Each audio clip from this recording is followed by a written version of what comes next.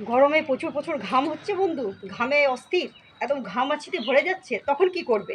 তখন aloe vera. Aloe vera তো জানো অমৃত, বিউটি প্রোডাক্টস বলতে পারো, মেয়েদের জন্য নয়, শুধু ছেলেদের জন্য, মেয়েদের জন্য, দুজনকার জন্যই। তো কী সুন্দর দেখো, এই অ্যালোভেরাগুলো দেখতেই পাচ্ছ কতটা হেলদি হয়েছে, কত বেবি চারা বেরোচ্ছে। এটা হ্যাঁ, এটা বর্ষাকালে আমি এগুলোকে শিফট করে দেবো বড় পটে। তো এটার আমি গুণাগুণ বলে দিই। অ্যালোভেরা পাতাটা কেটে নেবে, জেলটা বের করে নেবে, জেলটা বের করে তেজপাতার সাথে জলে ফুটিয়ে নেবে, ফুটিয়ে সেই জলটা ঠান্ডা করে ফ্রিজে রেখে দেবে।